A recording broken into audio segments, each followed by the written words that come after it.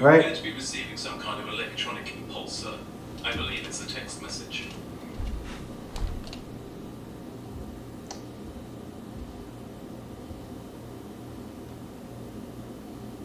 That's not supposed to happen. It's on airplane mode.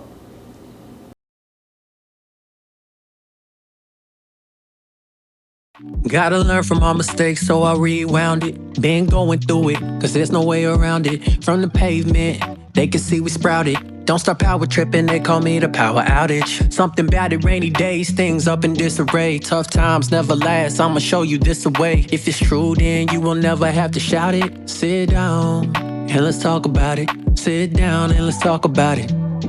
Sit down, and let's talk about it. Sit down, and let's talk about it. Sit down, and let's talk about it. Welcome back to another episode of Controversy. We back. Another episode. Going to start pushing out a lot more frequent content. As you can see, we are back on social media in just the specific IG page, right? So a lot of the posts that you've been noticing, I've been sharing a lot of the old shorts. So they're both on YouTube and then they're also on IG. And that is our only two networks right now. There will be a website coming out in the next year, but we're going to keep it simple for right now. And keep it moving. So today's episode is Let's Talk Therapy, right? Breaking down the stigma and the finding healing, right? So in 2021, I actually started taking therapy, and it's kind of crazy. It was directed by God, and y'all saw that? She just curved me. That's crazy. But pretty much my therapy was directed by God, in my opinion. And the reason why I say was at that time, I needed it. I thought I had it all together. I found out I didn't. So to get better personally, and then also in my professional life, I started to go to therapy. So in 2021, while I was married, I went to therapy to try and see what the friction was internally, because something that the ex-wife used to tell me was your trauma is not invalid because it might not be the same as what someone else's trauma is. So it hits you significantly different than what somebody else may be experiencing, right? So let's say for me, just to be transparent, I had suffered from abandonment issues, and still to this day, I have a little bit of friction with that, right? So I used to think, oh, it's not as egregious or aggressive as potentially being hit. Y'all saw that? We just gonna keep moving. Well, y'all saw that, right? But like I said, it wasn't as egregious as somebody else that may have been abused in any capacity, like domestic violence, sexual, or whatever. So I would say like, oh man, I just have abandonment issues, or like I just blah blah blah, right? And I would make excuses on it, and I would say why it's not the same, right? But this is the thing, it affected me in relationships, right? So before somebody else could leave me, I would push them away. Before somebody else could do anything to me, I would do it to them. And it was a part of that issue, right? And it stemmed from when I was born, a decision was made by my biological father that he decided he wanted to leave, right? And there's more circumstances behind it, right? I don't know the full story behind his decision making. Will I? Probably not. Will I reach out for it? I don't think I need to, because I found peace in it, right? So through that time, I always was like, am I worth it? Am I enough? Am I worthy enough to have somebody to be in a relationship with me? Am I worthy enough to build a bond with somebody? Am I worthy enough to maintain this friendship? Am I worthy enough to maintain this professional relationship?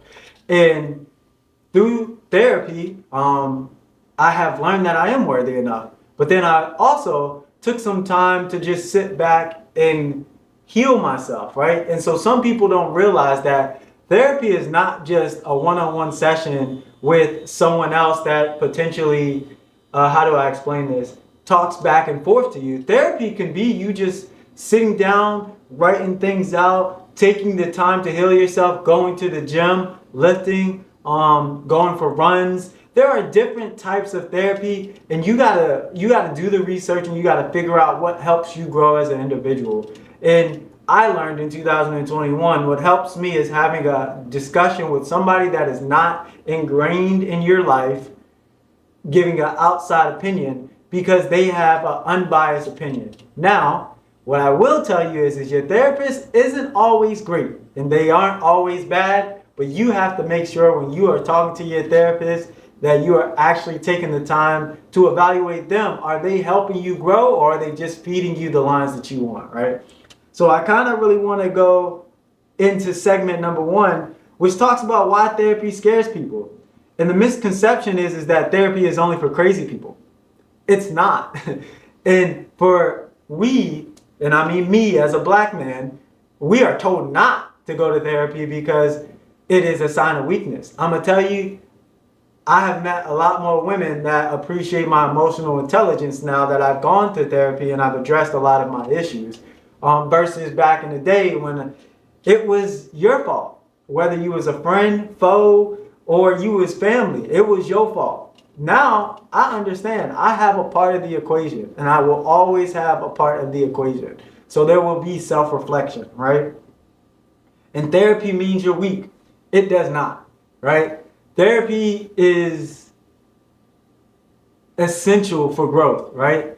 Now, if you abuse it, anything that you abuse is not going to be good for you. But when you take the time and you actually try and go and learn about like who you are as an individual, therapy will help you grow. And if your therapist is feeding you things, telling you what they think you want to hear, or they're pushing you in a direction that you may not feel comfortable with, you should evaluate that. And then on top of that, some therapists provide you feedback based off what they're going on in life.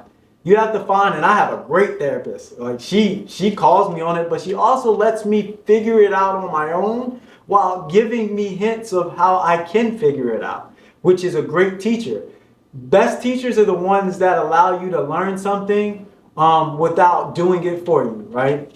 And talking doesn't solve anything. I can tell you now, this is my form of therapy, speaking to you guys through a camera, because there's nobody here but me and Luna.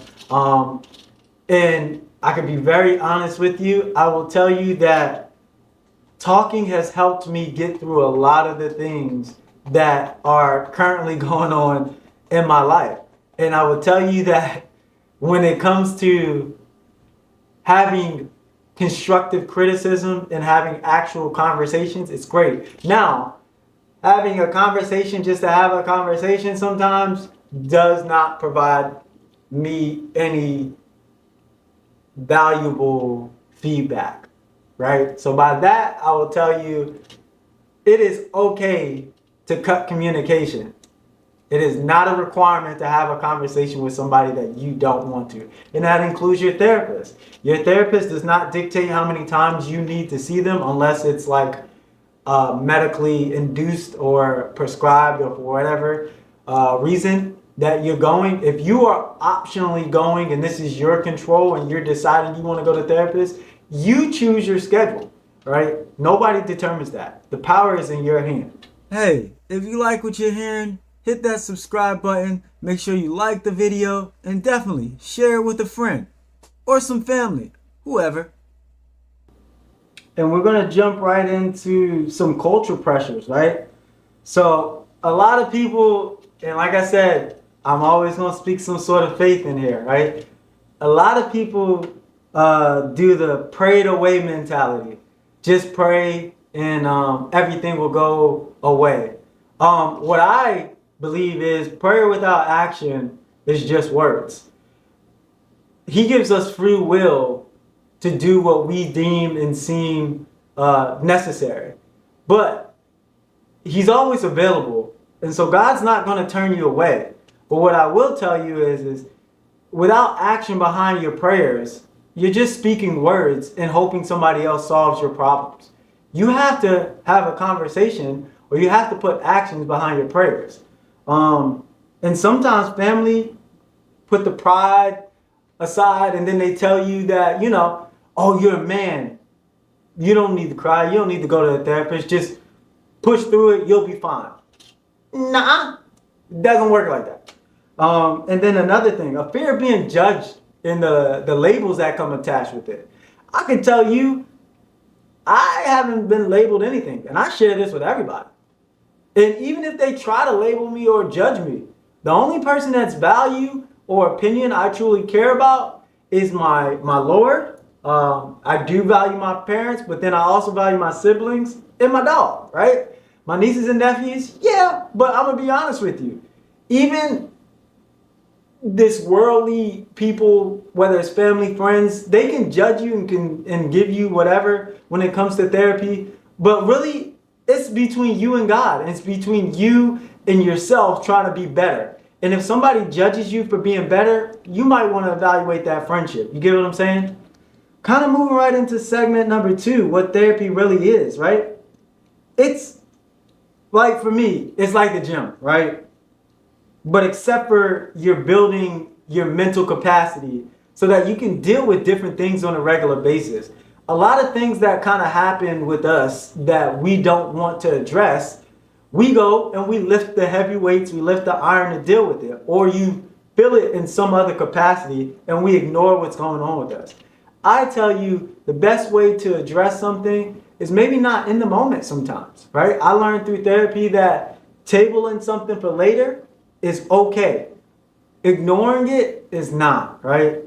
We can address it or we can provide feedback. And if we can't come to some sort of agreement, we kind of got to table it for later. And if it's valuable to revisit, it's okay. We don't ignore it. We don't just say it never happened. We just say, hey, is this going to be a valuable conversation to our progress, either as friends, family, work, anything, right? Or even relationships.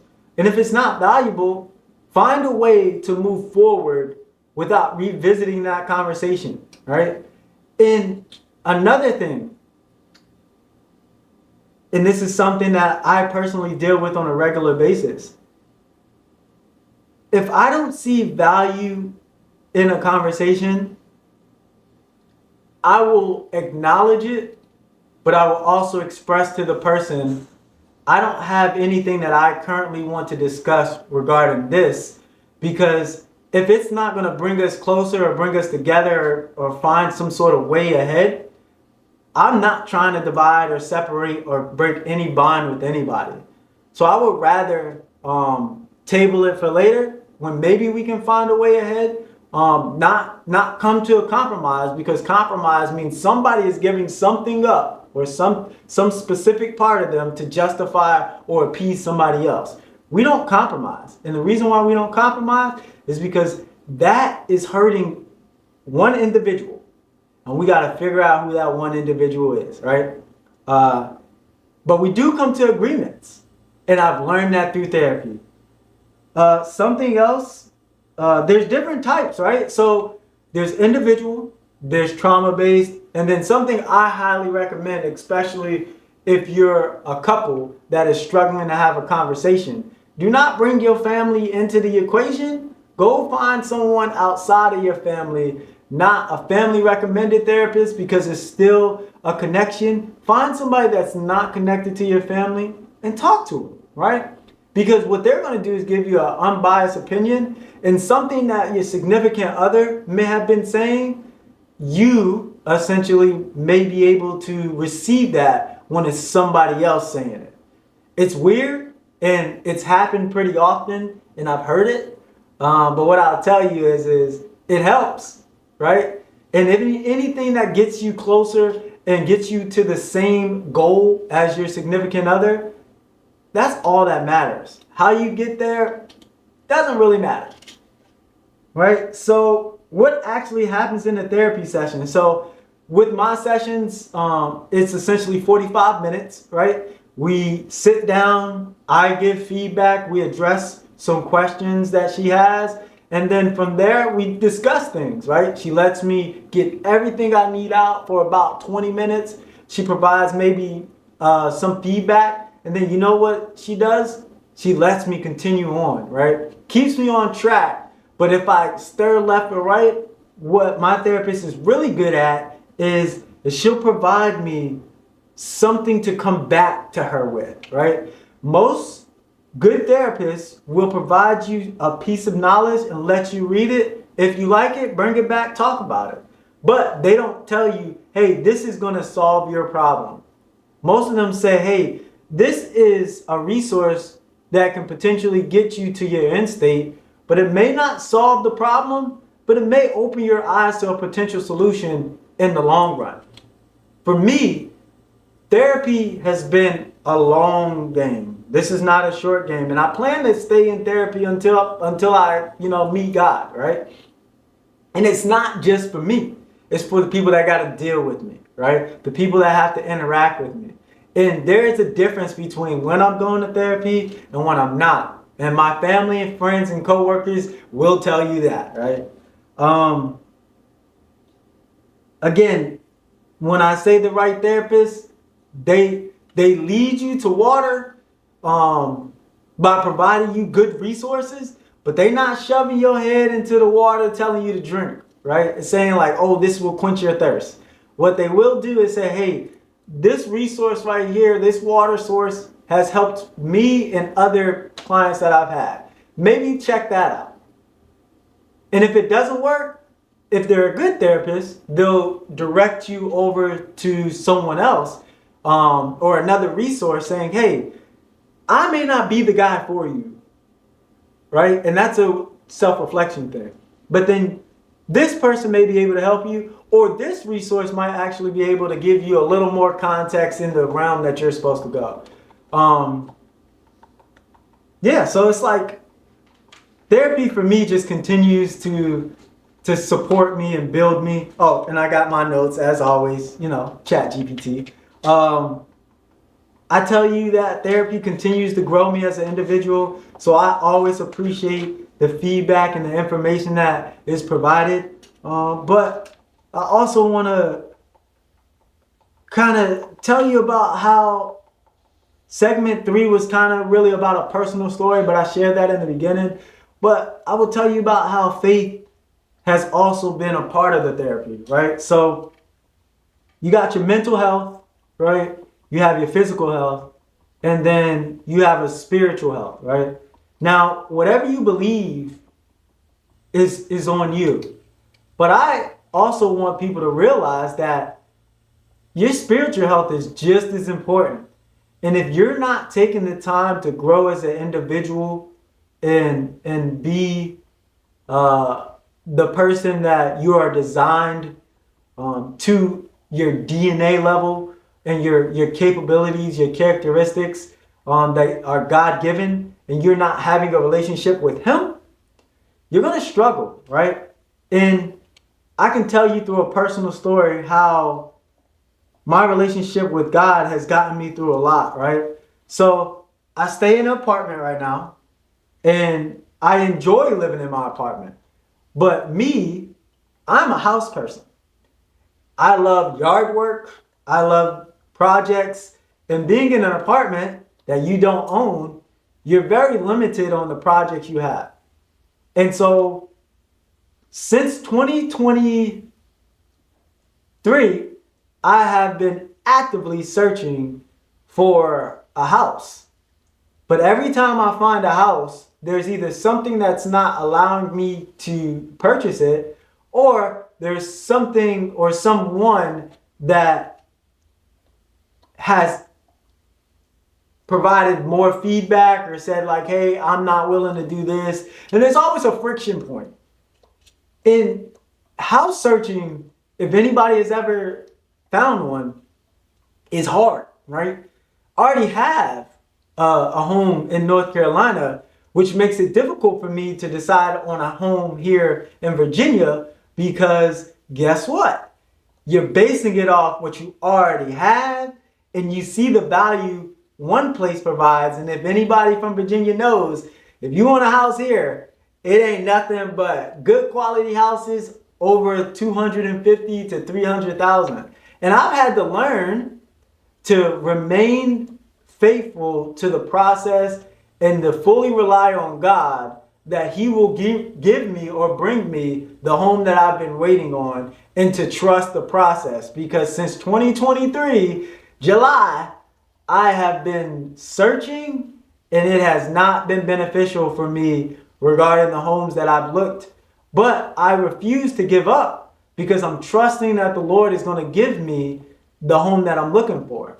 And it wasn't until I started listening to sermons, going to church, listening to gospel music, talking about my faith, that I grew this tolerance and this patience and this grace towards other things outside of it, i.e. the house searching. So when you are grounded in your faith, it trickles into other parts of your life. Same thing with work. A lot of people at work, get upset because they're going through things, and I try to explain to them, for me, I work out of a building with AC, and it's hot right now.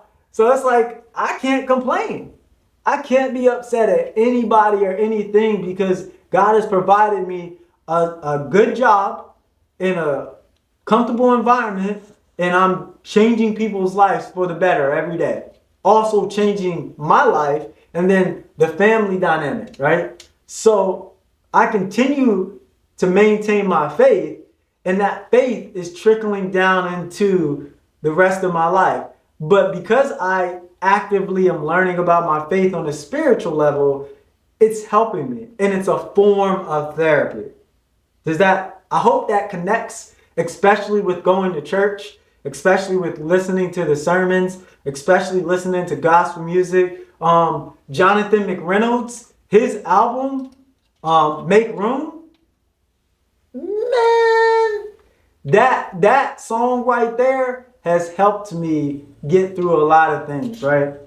So something I kind of really want some people to understand before I kind of close this out, there's no guilt in therapy. It's transparency. When you provide that therapist your information, or when you go and you seek help, or if you go to get some form of therapy into physical, building your muscles up, or going through the process spiritually, it's a process. And there's no guilt connected to it. And so I ask you guys, instead of feeling sad or depressed or less than who you really truly are, just remember that was one step and 1% better than you were the day before. And feel proud of yourself, right? Feel proud that you decided to do something that most people are really terrified to do. And when you talk to your therapist, or you go to the gym, or you go to church and you listen to the sermon, or however you build your spiritual connection, meditating, whatever you do, feel proud of that moment, because what you're doing is trying to become a better person than who you were. Hey, if you like what you're hearing, hit that subscribe button, make sure you like the video, and definitely share it with a friend or some family, whoever. You got to understand that sometimes you just got to put the controller down and just stop and just take a pause and just realize that life's. And it's okay to stop. It's okay to take a break. What's not okay is to give up, right? And that's why therapy is so important. That's why getting 1% better every day is so important. That's why growing and progressing to be the person you are determined and you see yourself to be, versus accepting who everybody else determines you are. And the last thing I want to tell you guys is the person you were 3, 4, 5, 6, 1 year ago, 5 months ago, 1 month ago is not who you are right now. and stop holding yourself to that standard that you were a month ago, 2 months ago, 3 years ago, 4 years ago. Because the people that met you in high school, the people that met you in middle school, the people that met you in elementary school, even the teachers that taught you in preschool, those people don't know the things that you've done to become the person who you are today. The positives, the negatives, the trials, the tribulations that you've been through. Give yourself the grace you have earned and you deserve, because you have worked your butt off to be better, and use the resources, i.e. therapy, to get after it, right? So I hope that you look for free low-cost options such as BetterHelp, Open Path, and local clinics. If you're in the service, if you're in the military, they have VA resources for you. And then there's also apps, books, and podcasts, right? If you're listening to this, I appreciate you listening to this. But I also tell you, just stay resilient, stay proud of who you are, and just give yourself grace and patience, because the person that you want to be is buffering right now, but 1% is going to be better than who you were yesterday. So I appreciate you guys. Make sure you like, subscribe, and share this video. I'll be continuously sharing this thing on Instagram, also sharing this on YouTube, trying to get the audience to grow. Stay tuned. We got more things coming, but God bless. I appreciate you guys.